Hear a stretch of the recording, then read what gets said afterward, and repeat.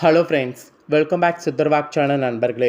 இன்றைக்கி இந்த வீடியோவில் மிக மிக முக்கியமான ஒரு ஜோதிட தாள்களை தான் இப்போ இந்த வீடியோவில் மேஷ ராசிக்கார நேயர்களுக்கு பார்க்க போகிறோம். என்ன ஜோதிட தாள்கள் அப்படிங்கிறது தம்ப்நெயிலே பார்த்துருப்பீங்க. ஸோ சிவராத்திரி முடிந்த உடனே மாசியுடைய அமாவாசையானது வந்துருச்சு. மாசி அமாவாசையில் ஒவ்வொரு ராசிக்கும் தலையெழுத்து மாறப்போகுது. அப்படி மாறக்கூடிய தலையெழுத்தை அந்தந்த ராசிக்காரங்க தெரிஞ்சு பலனடையணுங்கிறதுனால ஒவ்வொரு ராசிக்கும் மாசி அமாவாசையில் என்ன மாதிரியான பலன் கிடைக்கும் அப்படிங்கிறத ஷேர் பண்ணிகிட்ருக்கேன். அதில் இன்றைக்கி இந்த வீடியோவில் மேச ராசிக்காரங்களுக்கு ஸ்டார்ட் பண்ணியிருக்கேன். மேச ராசிக்காரங்க உங்கள் ராசிக்கு இந்த ஒரு அமாவாசையிலேருந்து என்ன பலன் கிடைக்குங்கிறத தெரிஞ்சுக்குங்க. மேஷ ராசிக்காரங்க அஸ்வினி, பரணி, கார்த்திகை 1ஆம் பாதத்தில் பிறந்தவங்களுக்கு நான் சொல்லக்கூடிய இந்த கணிப்பு கரெக்டாக இருக்கும். அதனால் மேஷராசி இந்த நட்சத்திரத்தில் பிறந்தவங்க அத்தனை பேருமே வீடியோவை ஸ்கிப் பண்ணாமல் பாருங்கள். இந்த வீடியோவில் உங்களுக்கு மாசி அமாவாசையில் கிடைக்கக்கூடிய பலன்கள் என்னங்கிறது மட்டும் இல்லாமல் உங்களுக்கு பரிகாரமாக குலதெய்வ வழிபாடு செய்கிறத பற்றி இருக்குது. அதுவும் இந்த வீடியோவில் சொல்கிறேன். அதையும் இந்த வீடியோவில் தெரிஞ்சுக்குங்க.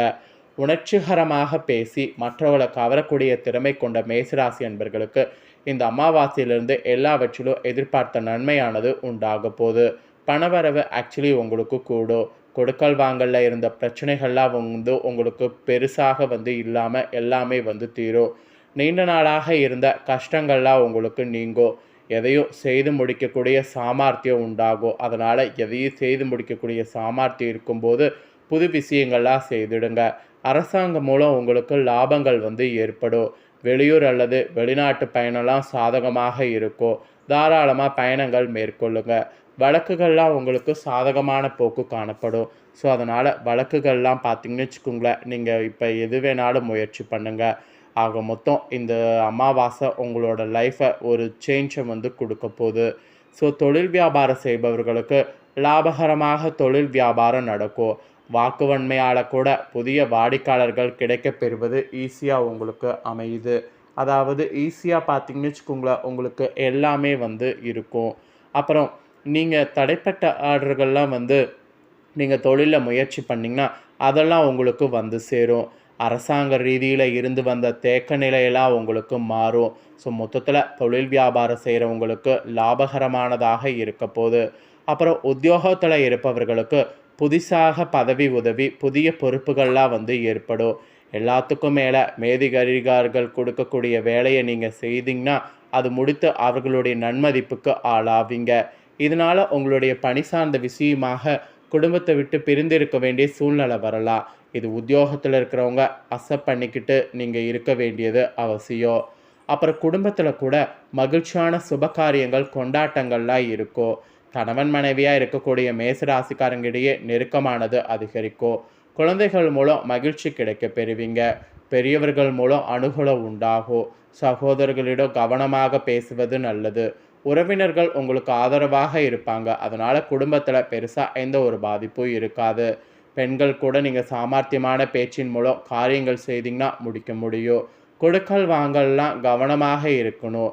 பணவரவு திருப்திகரமாக இருக்கும். ஸோ பெண்கள் பணவரவை நல்லா சேமிக்க பாருங்கள். கலைத்துறையில் இருக்கிறவங்க கூட உற்சாகமாக செயல்பட்டிங்கன்னா வேலைகளை உடனுக்குடனே செய்து இந்த அமாவாசைக்கு பிறகு முடிக்க முடியும். புதிய பதவி அல்லது பொறுப்புகள் அமாவாசையிலிருந்து கிடைக்கும். சாதகமாக எல்லாத்தையும் பயன்படுத்தி முன்னேற பாருங்கள். விருந்து கேளிக்கை நிகழ்ச்சிகளில் கலந்து கொள்ளக்கூடிய சூழ்நிலை வரும். அதெல்லாம் கலந்து கொண்டுக்கிட்டிங்கன்னா புதிய புதிய வாய்ப்புகள் உங்களை தேடி வரும். இது கலைத்துறையில் இருக்கிறவங்களுக்கும் சொல்லப்பட்டிருக்கு. இதே அரசியல் துறையில் இருக்கிறவங்களுக்கு என்ன சொல்லப்பட்டிருக்குன்னா, மன திருப்தியோடு காரியங்கள் செய்யணும். அப்போ தான் சாதகமான பலன் நீங்கள் பெறுவீங்க. பயணம் செல்ல வாய்ப்பு நேரிடும். மனதிற்கு பிடித்தவர்களை சந்திக்க வாய்ப்பு நேரிடும். பெரியவர்களுடைய சந்திப்பு மனதிற்கு மகிழ்ச்சி உண்டாக்கும். உடனிருப்பவர்களோடு எச்சரிக்கையாக பழகிறது நல்லது. ரகசியங்களை கையாள்வதில் கவனமாக இருக்கணும். இல்லைனா உங்கள் அரசியல் வாழ்க்கையில் ஆட்டம் கண்டிருவீங்க. பார்த்து ரகசியத்தை கையாளுங்க. அப்புறம் மாணவர்களுக்கு புதிய நண்பர்கள் கிடைப்பாங்க. அவர்கள் மூலம் கல்வியில் முன்னேற்றம் காண உதவி கிடைக்கும். அதனால் மேஷ ராசிக்கார மாணவர்கள் உங்களுக்கு மாணவர்கள் ரீதியாக ஏதாவது நண்பர்கள் கிடைத்தாங்கன்னா அதை நல்லா இந்த அமாவாசையிலேருந்து யூஸ் பண்ணிக்கோங்க. மேஷராசியில் பிறந்தவங்களுக்கு இதெல்லாம் தான் பலன் என்று குறிப்பிடப்பட்டிருக்கு. இப்போ உங்களோட நட்சத்திரத்துக்கு ஏற்பவும் என்னங்கிறத சொல்கிறேன். நட்சத்திரத்துக்கு ஏற்பவும் உங்களுக்கு எப்படி இருக்கும் அப்படிங்கிறத தெரிஞ்சுக்குங்க.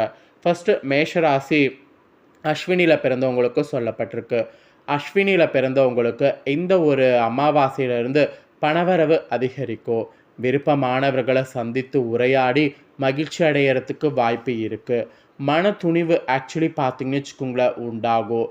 எந்த ஒரு காரியத்தையும் துணிவோடு செய்தீங்கன்னா அதிக நன்மை நீங்கள் அடைய முடியும். போட்டி பந்தயங்களில் ஈடுபடுவதை தவிர்க்கிறது நல்லது. இது உங்களோட நட்சத்திரத்தில் பிறந்தவங்களுக்கு ஸ்பெஷலாக சொல்லப்பட்ட விஷயம். அதனால் கவனமாக இருங்க. அப்புறம் பரணியில் பிறந்தவங்களுக்கு சொல்லப்பட்டிருக்கு. பரணியில் பிறந்தவங்க இந்த அமாவாசையில் தொழில் வியாபாரத்தில் ஈடுபட்டு இருக்கிறவங்க மிகவும் எச்சரிக்கையோடு செயல்படுவது நல்லது. வாடிக்கையாளர்களோட கவனமாக பேசுவது வியாபார விருத்திக்கு உதவும். உத்தியோகத்தில் இருப்பவங்க கோபப்படாமல் மேலதிகாரிகள் சொன்ன வேலையை செய்து முடிக்கணும். அப்போ தான் நல்லது. சக ஊழியர்கள் பேச்சை கேட்டு நடப்பதை தவிர்க்கணும். இல்லைனா உங்களுக்கு பிரச்சனை தான். ஸோ சக ஊழியர்களுடைய பேச்சை கேட்டு நடப்பதை தவிர்த்துக்கிட்டிங்கன்னா நன்மை தருவதாக இருக்கும். அந்த மாதிரி நடந்துக்குங்க. அப்புறம் நெக்ஸ்ட்டு கார்த்திகை 1ஆம் பாதத்தில் பிறந்தவங்களுக்கு சொல்லப்பட்டிருக்கு. இதில் பிறந்தவங்களுக்கு இந்த அமாவாசையிலேருந்து கணவன் மனைவியிடையே நெருக்கமானது அதிகரிக்கும்.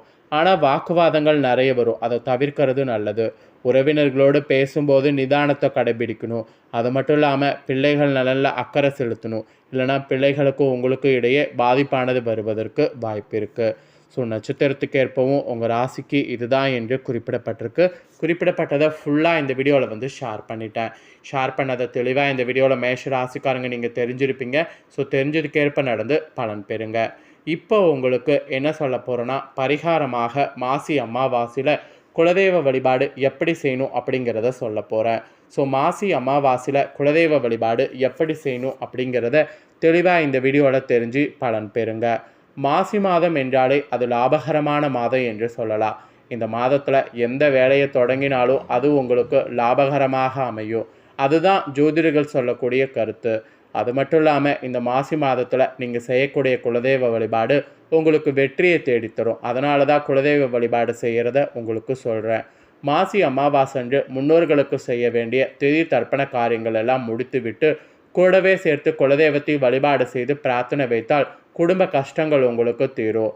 திருமணமாகி ரொம்ப நாளாகி குழந்தை வர இல்லாமல் இருக்கிறவங்களுக்கு குழந்தை பாக்கியம் கிடைக்க, திருமண வயதை கடந்து இன்னும் திருமணம் நடக்காதவர்களுக்கு திருமணம் நடக்க, சுபகாரிய தடைகள் உடைய வீட்டில் இருக்கக்கூடிய தீராத கஷ்டங்கள் தீர, இதற்கு எல்லாத்துக்குமே ஒரே வழி குலதெய்வ வழிபாடு. இந்த குலதெய்வ வழிபாடு மாசி அமாவாசையில் செய்வது நல்லது. அது சிறப்பு எப்படிங்கிறத உங்களுக்கு சொல்கிறேன், நோட் பண்ணிக்கோங்க. மாசி மாத அமாவாசையானது கரெக்டாக இந்த டைம் வியாழக்கிழமை வருது. ஸோ இந்த அமாவாசை தினத்தில் உக்கிர தெய்வங்களுடைய வழிபாடு ரொம்ப ரொம்ப சிறப்பு. மாசி அமாவாசையில் மசான கொள்ளை என்ற வழிபாடு அங்காள பரமேஸ்வரி கோவில்களில் பிரசித்தியாக நடைபெறும். தீய சக்திகளை எல்லாம் அழித்து நல்ல சக்தியை இந்த பூமியில் நிலைநாட்டுவதற்கு அம்பாள் அவதரித்த ஒரு சொருரூபம் தான் அங்காள பரமேஸ்வரி சொருரூபம். ஸோ உங்களுடைய குலதெய்வம் இப்படி உக்கிர அம்மனாக இருந்தால் அந்த அம்பாளுக்கு செய்யக்கூடிய வழிபாட்டு முறைகளை கண்டிப்பாக செய்ய தவறக்கூடாது. உங்கள் குலதெய்வ கோவிலுக்கு சென்று அங்கே நடக்கக்கூடிய விசேஷ பூஜைகளில் நீங்கள் கலந்து கொண்டு உங்களுடைய பிரார்த்தனையை வைங்க. பரம்பரையாக உங்களுடைய முன்னோர்கள் உங்கள் குலதெய்வத்தை எப்படி வழிபாடு செய்தார்களோ அதே போல் நீங்களும் உங்கள் குலதெய்வத்திற்கு நீங்கள் வழிபாடு செய்து வேண்டுதல் வைத்தால் நிச்சயமாக உங்களுடைய வேண்டுதல் நிறைவேறும். நீங்கள் அடுத்த மாசி அமாவாசைக்குள்ளே அந்த வேண்டுதல் படிக்கிறத நீங்களே பார்க்கலாம். மாசி அமாவாசையில் நீங்கள் குலதெய்வத்திடம் என்ன வரம் கேட்டாலும் அது உங்களுக்கு அப்படியே கிடைக்கும். அதனால தான் மேஷ ராசிக்காரங்க குலதெய்வ வழிபாடு செய்கிறத பற்றி இந்த வீடியோவில் உங்களுக்கு சொல்கிறேன். உங்களுடைய குலதெய்வம் உக்ரமான அம்பாளாக இருந்தால் மேல் சொன்ன வழிபாட்டை நீங்கள் தவறாதீங்க. சரி, எங்களுடைய குலதெய்வம் அம்பாள் இல்லை, உக்ரமான தெய்வங்களுடைய வழிபாடுகளும் எங்களுடைய குடும்பத்தில் இல்லை என்பவங்க என்ன செய்வதுன்னு கண்டிப்பாக மேச ராசிக்காரங்க கேட்பீங்க. நீங்கள் குலதெய்வ கோவிலுக்கு சென்று உங்கள் வழக்கப்படி உங்களுடைய வழிபாட்டினை இந்த நாளில் மேற்கொள்ளலாம், தவறு கிடையாது. அப்படி இல்லை என்றால் பொதுவாக பார்த்தீங்கன்னு வச்சுக்கோங்களேன், கடன் சார்ந்த கோவிலுக்கு சென்று இந்த நாளில் வழிபாடு செய்வது உங்களுடைய கர்ம வினைகளை குறைக்கும். இது பொதுவான வழிபாடு. இந்த மாதிரி கூட நீங்கள் செய்து கொள்ளலாம். ஸோ இது தாங்க பார்த்தீங்கன்னு வச்சுக்கோங்களேன் குலதெய்வ வழிபாடு. ஸோ இந்த வழிபாடை தெரிஞ்சுக்கணுங்கிறதுனால தான் பரிகாரமாக குலதெய்வ வழிபாடு பற்றி ஷேர் பண்ணதை தெளிவாக இந்த வீடியோவில் மேஷ ராசிக்காரங்க தெரிஞ்சிருப்பீங்க. நீங்கள் இதை தெரிஞ்சு பயனடைகிறது போல் உங்கள் ஃப்ரெண்ட்ஸ் ஃபேமிலி இருக்கவங்களும் தெரிஞ்சு பயனடையணும்னு நினச்சிங்கன்னா வீடியோ லைக் பண்ணி ஷேர் பண்ணுங்கள். வீடியோவை உங்கள் ஃப்ரெண்ட்ஸ் ஃபேமிலி இருக்கவங்களும் நீங்கள் ஷேர் பண்ணதை அவங்களும் பார்க்கட்டும். அவங்களும் மேச ராசிக்காரங்களாக இருந்தாங்கன்னா இந்த தாள்களை தெரிஞ்சு இதற்கேற்ப நடந்து பலனடையட்டும்.